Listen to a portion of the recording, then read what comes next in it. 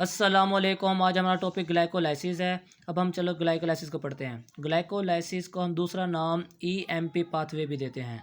ठीक है, अब इसकी डिफ़ाइन पढ़ते हैं। हम डिफ़ाइन क्या है कि ब्रेक डाउन ऑफ ग्लूकोज। अब इसकी साइट पढ़ते हैं, जहाँ पर ये रिएक्शन होता है वो जगह है साइटोप्लाज्म। ठीक है, अब ये एरोबिक भी है और एनारोबिक, मतलब ऑक्सीजन की मौजूदगी में भी होता है और ऑक्सीजन के बगैर भी। अब इसकी रिक्वायरमेंट्स पढ़ते हैं। रिक्वायरमेंट्स में ये इंजाइम आता है, एटीपी आता है और को इंजाइम एनएडी आता है। अब रिएक्शन पढ़ते हैं। अच्छा, रिएक्शन इसके अंदर दो हैं, एक प्रिपरेटरी फेज़ और दूसरा है ऑक्सीडेटिव फेज़। पहले हम पढ़ेंगे प्रिपरेटरी फेज़ को पढ़ेंगे कि प्रिपरेटरी फेज़ होती क्या है। अच्छा, प्रिपरेटरी फेज़ के अंदर 5 स्टेप्स होते हैं। ठीक है, और ये इसके अंदर 2 एटीपी हम यूज़ करते हैं और ग्लूकोज डिवाइड हो जाता है 2 कंपाउंड्स में।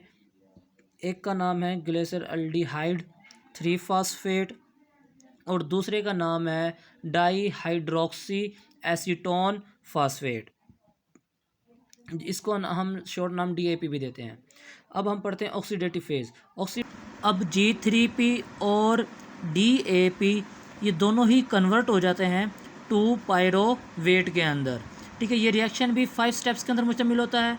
इसके अंदर हम गेन ऑफ 4 ATP करते हैं और जो टोटल ATP फॉर्मेशन होती है वो भी 4 हो जाती है। फिर नेट ATP जो फॉर्मेशन होती है वो 2 होती है। ठीक है, इसके अंदर हम 2 ATP को क्या करते हैं, यूज़ करते हैं। बच्चों, अब हमने ग्लाइकोलाइसिस के बारे में इंट्रोडक्शन पढ़ लिया है। ठीक है, इसके कितने स्टेप्स होते हैं? टोटल 10 होते हैं। इसकी 2 फेज़ थी।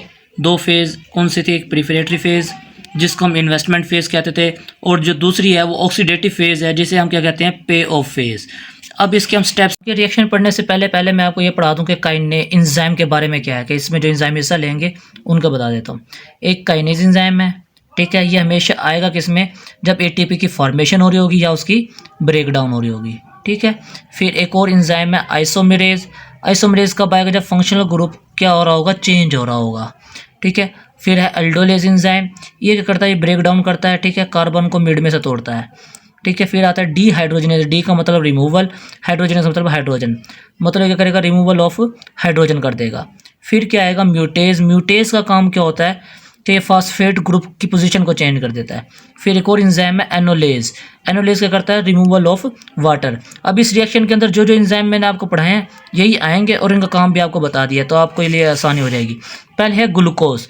ग्लूकोज 6 कार्बन पर मुश्तमिल होता है। ये ग्लूकोज कन्वर्ट होता है 6 फास्फेट में। ठीक है, मतलब एक फास्फेट इसके अंदर ऐड हुआ, मतलब ठीक है, ब्रेक डाउन हुई है एटीपी की एडीपी से, तो इसमें कौन सा एंजाइम आएगा, काइनेज एंजाइम आएगा। अब हम क्या करते हैं कि ग्लूकोज 6 फास्फेट को कन्वर्ट कर देते हैं फ्रक्टोज 6 फास्फेट में। देखो, हमने फंक्शनल ग्रुप चेंज कर दिया है। फंक्शनल ग्रुप चेंज करने के लिए कौन सा एंजाइम था, आइसोमेरेज। ठीक है, अब मैं क्या करता हूँ, फर्दर इसके अंदर एटीपी को तोड़ता हूँ दोबारा से। ठीक है, एटीपी किसके अंदर टूटती है, एडीपी के अंदर। फिर मतलब इसमें से 3 एटीपी थे ना, एटीपी से कितने हो गए, एडीपी। फिर एक और फास्फेट किसके अंदर ऐड हो गया, फ्रक्टोज के अंदर। ठीक है, फ्रक्टोज अब क्या हो जाएगा, 1,6 बिस फास्फेट हो जाएगा। ठीक है, बिस फास्फेट। अब इसमें एंजाइम वही काइनेज। ठीक है, इसमें दोबारा एटीपी को तोड़ा और एक एटीपी का मॉलिक्यूल फास्फेट निकल के फ्रक्टोज के पास चला गया, तो क्या बन गया, 1,6 बिस फास्फेट। अब मज़ीद आगे फ्रक्टोज 1,6 बिस फास्फेट क्या होता है, टूट जाता है 2 स्टेप्स के अंदर। ठीक है, एक होता है, एक स्टेप को कहते हैं हम G3P कहते हैं, मतलब ग्लेसर अल्डिहाइड 3 फास्फेट में, और दूसरा होता है डाई हाइड्रोक्सी एसीटोन फास्फेट। ठीक है, अभी जो इस एंजाइम इसमें जो हिस्सा लेता है, मतलब वो कौन सा, एल्डोलेज, जो इसको तोड़ता है। ठीक है, मज़ीद आगे जाते हैं। हमने क्या करा था, फ्रक्टोज 1,6 बिस फास्फेट को तोड़ दिया था 2 ग्रुप्स के अंदर। ठीक है, 2 ग्रुप्स कौन कौन से थे, एक G3P, ठीक है, और दूसरा था DAP। ठीक है, G3P को मतलब ग्लेसर अल्डिहाइड कहते हैं। ठीक है, अल्डिहाइड 3 फास्फेट। ठीक है, फास्फेट के, चलो मैं पूरा लिख देता हूँ आज। फिर उसके बाद ये DAP का मतलब होता है डाई हाइड्रोक्सी एसीटोन फास्फेट। ठीक है, अब देखें तो इसके अंदर क्या फंक्शनल ग्रुप की तब्दीली है, इसके अंदर एल्डिहाइड ग्रुप है और इसके अंदर कीटोन ग्रुप है। ठीक है, इस G3P को हम अभी चेंज नहीं करेंगे, G3P को यही रखेंगे। ठीक है, इसके अंदर क्या होता है कि जो DAP है इसका फंक्शनल ग्रुप को चेंज कर देते हैं।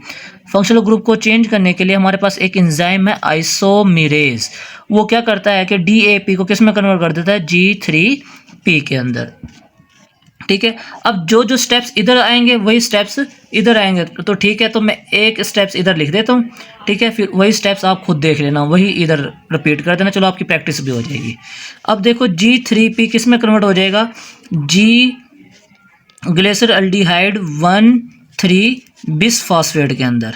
ठीक है, ये जो ग्लेसर एल्डिहाइड ना 3 कार्बन पर मुश्तमिल होता है। ठीक है, जो फ्रैक्टोज था ये 6 कार्बन, मतलब ये जब टूटता है तो 3 कार्बन इधर आती हैं और 3 कार्बन इधर। ठीक है ना, और मैंने बताया था इसको तोड़ने के लिए एक एंजाइम था एल्डोलेज, मैं फिर दोबारा लिख रहा हूँ। ठीक है, अब इधर देखो हमारे पास क्या है, 3 कार्बन वाली कौन सी है, ग्लेसर एल्डिहाइड 1,3 बिस फास्फेट है। ठीक है, तो मतलब एक फास्फेट ऐड हुआ है, मतलब इसके अंदर एक फास्फेट ऐड होता है। ठीक है, और इसकी क्या होती है, डीहाइड्रोजिनेज होता है, मतलब इसमें से हाइड्रोजन को रिमूव कर देते हैं। जब हाइड्रोजन रिमूव करते हैं तो NAD पॉजिटिव है, वो क्या करता है कि इसके अंदर आता है और हाइड्रोजन ले लेता है, NADH प्लस और H पॉजिटिव आयन प्रोटॉन बनता है। ठीक है, फिर उसके बाद ग्लेसर एल्डिहाइड आगे कन्वर्ट होता है 3-फास्फोग्लिसरेट। ठीक है, 3-फास्फोग्लिसरेट। अब इसमें क्या होता है कि इसमें से जो ये 2 थे ना फास्फेट 1,3, अब एक पहले कार्बन से फास्फेट को निकाल दिया जाता है, मतलब जो हमारे पास ADP था, ठीक है, वो अब कन्वर्ट हो जाएगा किसके अंदर, ATP के अंदर। देखो मैंने बताया था कि ATP की फॉर्मेशन हो या इधर देखो या ब्रेक डाउन हो तो कौन सा एंजाइम आता है, काइनेज, तो इधर कौन सा एंजाइम आएगा, काइनेज एंजाइम। ऐसे ही इधर साथ साथ ये रिएक्शन चलते जाएंगे, यही चीज़ इधर आएगी। ठीक है, अब 3-फास्फेट ग्लिसरेट को क्या करते हैं कि इधर एक और एंजाइम आता है म्यूटेज। म्यूटेज का काम क्या होता है कि फास्फेट की पोजीशन को चेंज कर देना। ये क्या करता है, 2-फास्फेट ग्लिसरेट में बदल देता है। फास्फोग्लिसरेट को किसी ने कन्वर्ट किया, म्यूटेज एक एंजाइम आया। ठीक है, कहाँ से आया, ठीक है, ये 3-फास्फेट ग्लिसरेट को कन्वर्ट कर दिया 2-फास्फोग्लिसरेट में। अब जो 2-फास्फोग्लिसरेट है इधर एक और एंजाइम आता है एनोलेज। कौन सा, एनोलेज। ये क्या कर देता है, इसमें से वाटर को यहाँ से रिमूव करवा देता है, इस ग्रुप के अंदर से, ग्लिसरेट के अंदर से वाटर को रिमूव करवा देता है। जब वाटर रिमूव हो जाता है तो हमारे पास बनता है फास्फोइनोल पायरोवेट। ठीक है, फास्फोइनोल पायरोवेट। ठीक है, उसके बाद क्या आता है, एक और फिर एंजाइम आता है काइनेज। काइनेज क्या कर देता है, इसके अंदर से फास्फेट ग्रुप को निकाल देता है और ये क्या कर देता है, ADP को बना देता है ATP, मतलब इसमें से फास्फेट ये फास्फो ग्रुप निकल गया है, तो सिर्फ क्या रह गया, इनोल पायरोवेट रह गया, फिर हम कह सकते हैं पायरोवेट भी रह गया। ठीक है, तो हमने पायरोवेट बनाना था और हमने पायरोवेट बना लिया। ठीक है, इंशाल्लाह उम्मीद करता हूँ कि आपको ये समझ आई होगी इस लेक्चर की बहुत अच्छे तरीके से। अगर आपको ये लेक्चर अच्छा लगे तो प्लीज़ सब्सक्राइब, लाइक और कमेंट करना मत भूलिए, और बेल लाइक का बटन भी दबा देना ताकि मज़ीद आपको वीडियोज़ मिलती रहें इस हर लेक्चर पर। अल्लाह हाफिज़।